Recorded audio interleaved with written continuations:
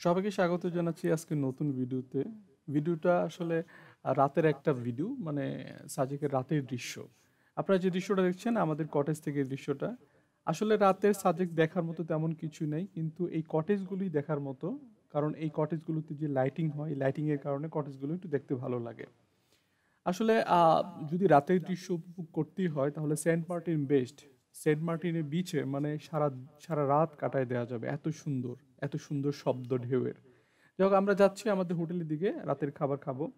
দেখেন এই যে স্টলগুলো এগুলো খুব সুন্দর। এখানে যে হাতের তৈরি জিনিসপত্র পাওয়া যায় এগুলো খুবই সুন্দর এবং আপনি চাইলে কিনতে পারেন যদিও অনেক দাম হয়। রেস্টুরেন্টগুলোর সাথে অনেকগুলো কটেজ আছে। আমার কাছে মনে হয় যে কটেজগুলো একটু দূরে ন্যাচারাল জায়গায় হলে সবচেয়ে বেটার। তবে আপনার এই যে মুদির দোকান বা বিভিন্ন চিপস-টিপস এগুলো আপনারা চাইলে সাথে করে নিয়ে আসতে পারেন। কারণ এখানে অনেক চড়া দামে বিক্রি হয়। চড়া দামে বিক্রি হওয়ার কারণ হচ্ছে এগুলো ট্রান্সপোর্ট করা অনেক কঠিন। পাহাড়ের উপরে যেহেতু অনেক শ্রমসাধ্য এবং ব্যয় সাপেক্ষ যেটা একটা ব্যাপার। মন্টানা রেস্টুরেন্টটা অনেক ভালো। এখানে বারবিকিউ হচ্ছে দেখেন। বারবিকিউটা হচ্ছে সাজেকের একটা আম আ সিগনেচার আইটেম বলা যায় রাতের মেনুতে। সবাই আসলে খাবার-দাবার নিয়ে ব্যস্ত। এই জিনিসটাও কম সুন্দর না। ভালোই লাগছে দেখতে। সবাই খাবার জন্য ওয়েট করছে। এখানে বারবিকিউ হচ্ছে।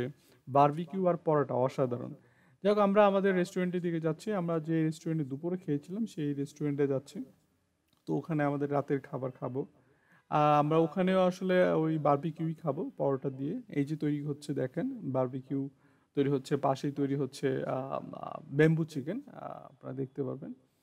তো আসলে রাতের বেলার বেস্ট একটা খাবার হচ্ছে বেস্ট খাবার বলতে গেলে কি এটাই চলছে আরকি যে চিকেন এবং পরোটা।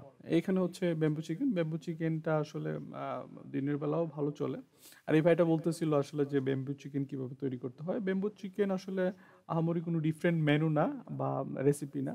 আমরা যেভাবে মাংস বিভিন্ন ধরনের মসলা মিশিয়ে রান্না করে খাই, ঠিক সেভাবেই মসলা মিশিয়ে বাঁশের ভিতর দিয়ে অল্প আছে এটা তৈরি করতে হয় আরকি। তো সেটাই বলছিল আরকি। আর এই ছেলেটাই আসলে এই ব্যাম্বু চিকেন গুলো তৈরি করছিল।